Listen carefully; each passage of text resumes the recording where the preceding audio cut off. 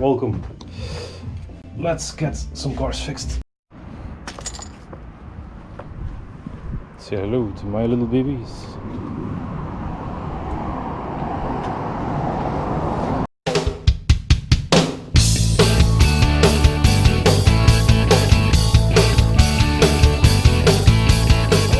Today we have an Audi A3, built here 2010, 1.6 TDI engine, and this one has a fault code, and I'll show you the code on my cell phone because I already erased it.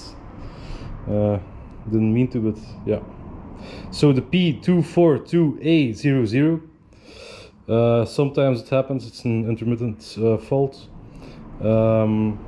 And exhaust gas temperature sensor, it should be sensor number 3, bank 1. Yeah, we only have one bank of exhaust flow, so number 3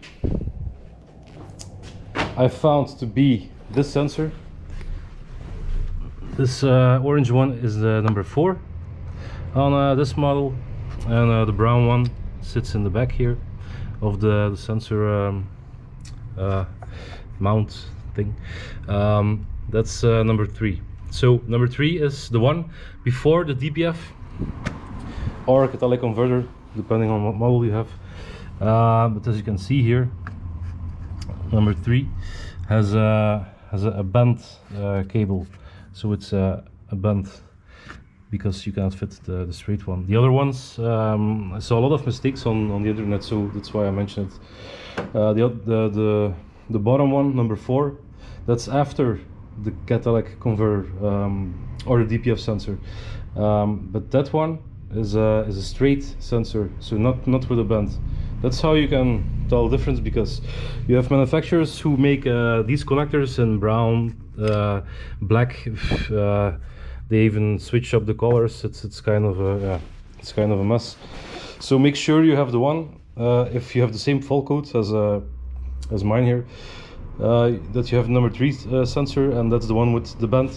So to be clear, this one right here, follow the cable, and then you will find that it's this one. And in my case here, it's the brown one, as in most cases probably, but there's a lot of missing information on the internet. So we disconnected it. You switch on the ignition just once, switch it on, switch it off, switch it on again, not too fast so we can do its checkup, and then I'll show you what we have right now. Now suddenly it is an active fault because we disconnected the electrical connection, and now we have an active fault, the same one but active. So we're sure that we have the number 3 sensor on our hands here. We're gonna swap it out and then take a look at the measuring values. I'm gonna measure out the resistance of the old one, of the new one, and show you in a jiffy. I'm still waiting for the sensor, so that's why I thought I might film it. Alright, see you in 1 second. We got our new sensor. This is the correct part number. I think you can see it. Yep.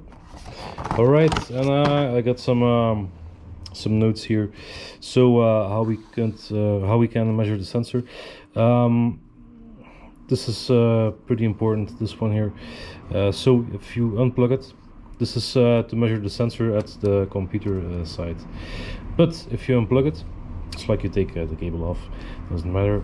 You unplug the sensor, that's easier. You should measure between 200 and 240 ohms of resistance at 20 degrees so Celsius. That's like on a normal day. Doesn't matter, because if it's off you'll see it, and if it's hot, like in 200 degrees Celsius, you should see a reading between 310 and 400 ohms. So as you can see, I already did it, and yeah, it's a little bit more. So just for good measure, we'll take our new sensor, shiny, with the brown connector. That's correct for this car. Again, it's the sensor before the DPF, not after, before. So we set our scale at 200, and now we can take our leads and look for a quick measurement. Alright, and since it's more than 200, we'll put it at the 2000 setting. That's more like it. And what do we see? 220, 221, 220. Bam, 220. Yeah, we could say that's a good sensor. Then we take our meter to the old sensor, and you can measure the other ones too. Of course, I measured the fourth one. That's the orange one. That's the last one after the DPF. So we'll do it again just to show you. As you can see, yeah, that's me not touching the sensor. Good. Allez. Allez, allez. Yeah, there we go. 229. So that's a good one. It's the same sensor, almost the same sensor. It has the same reading for after the DPF, of course. Its temperature sensor should perform almost the same task. A little difference perhaps. Alright, and this is the other one, the broken one. Nothing. Nothing unless I turn it to 20 million ohms. Then we get like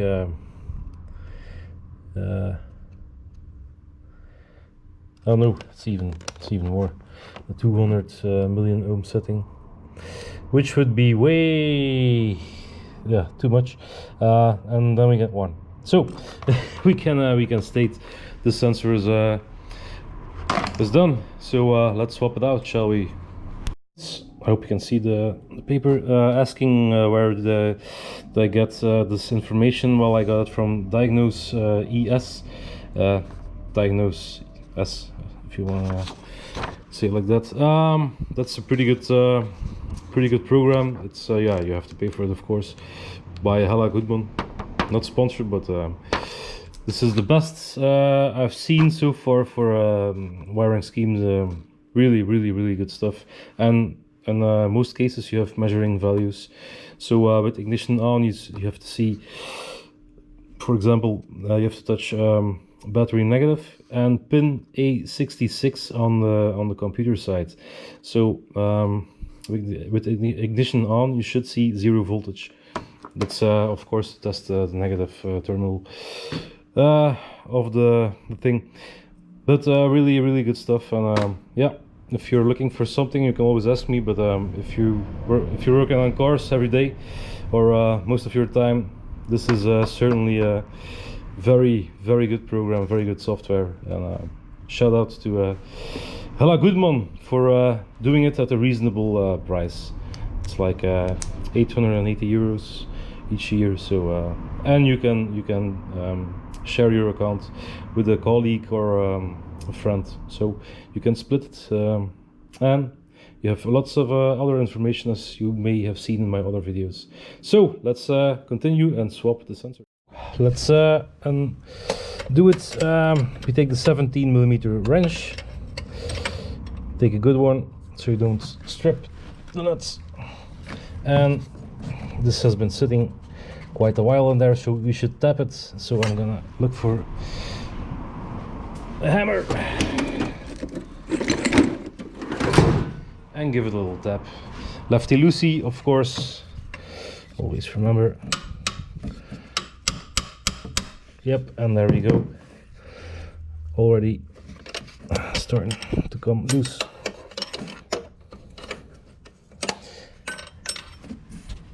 I hope you can see it.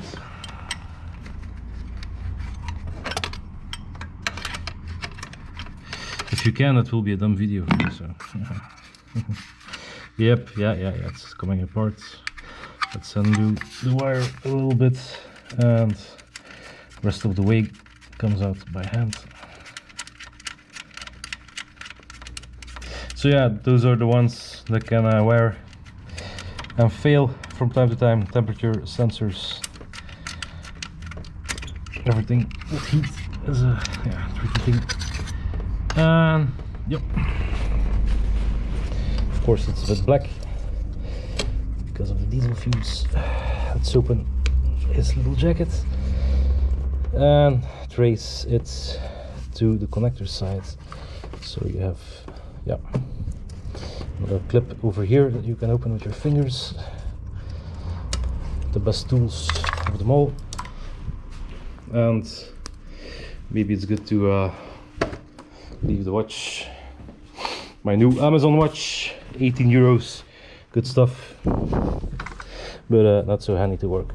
So this is a little clip that you have to open, but it broke, so yeah. And there we have it. So that's pretty fast.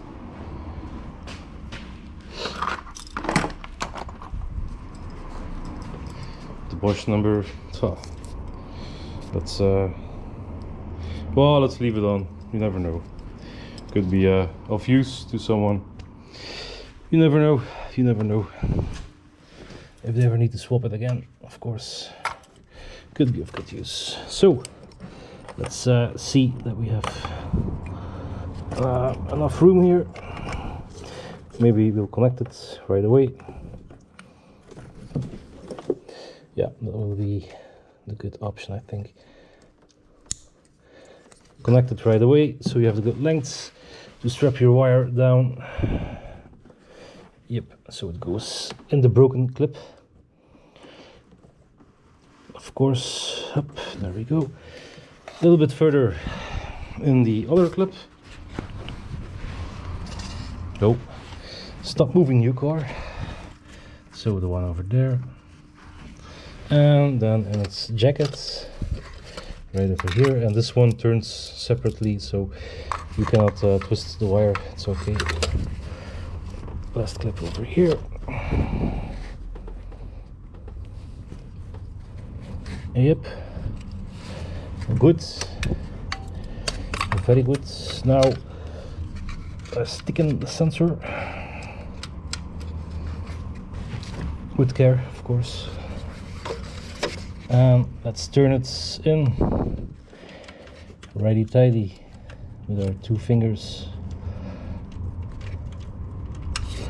Yeah, there's not a lot of room for big hands, so be patient. Yep, there it goes in. All right.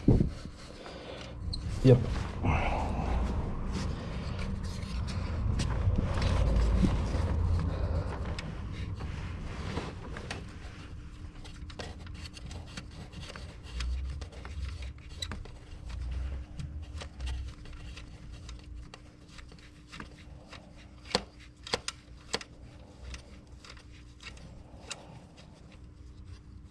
Yep, and it should sit something like, yeah, like this, I think.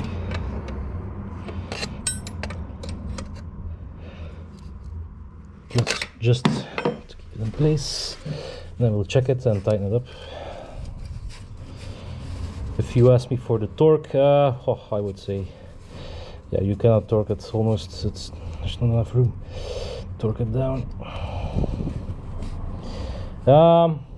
Yeah, I would say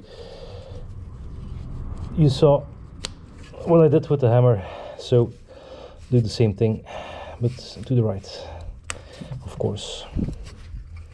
Then one goes over here. Yep, looks all pretty good, and you just have to make sure that the wire is in a pretty cool spot. So yeah, I'm just gonna feel for it.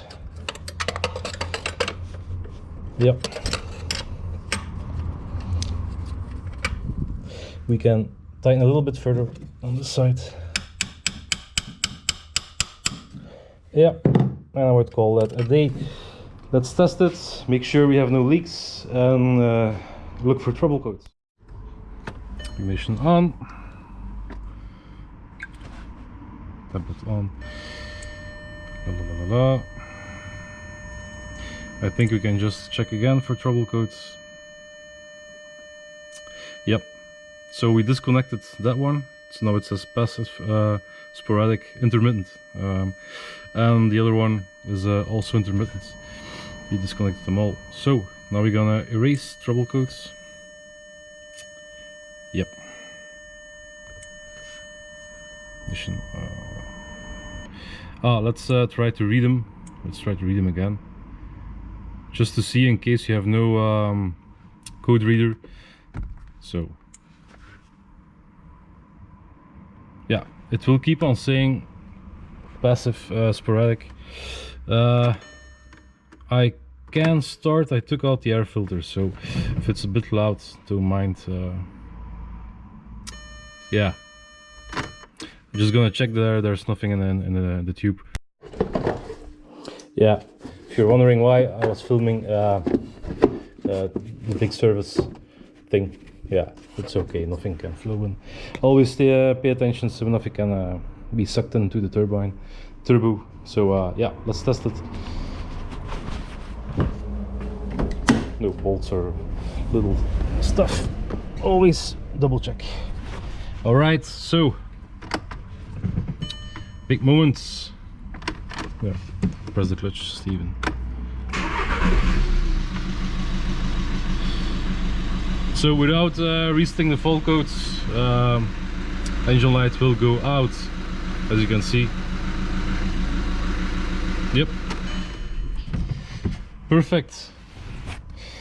And I bet after a certain cycle of runs of the engine that the fault will oh, shut up, the fault will go out. Read again.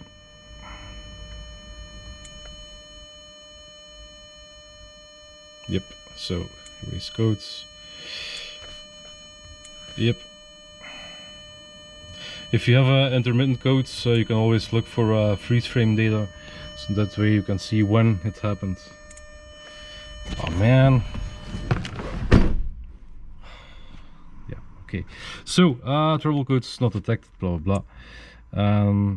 That's because we swapped the sensor, and of course the check engine light will always burn when the ignition is just on, just like the battery light and the seatbelt light.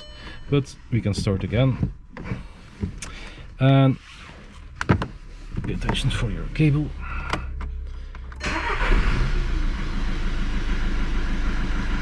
And it's still out.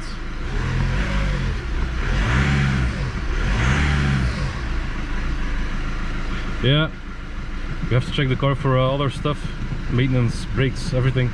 But this problem has been solved. See you for another adventure. Like, subscribe if you want, and if you don't want, yeah, yeah, that's up to you. All right, thanks for watching. See you.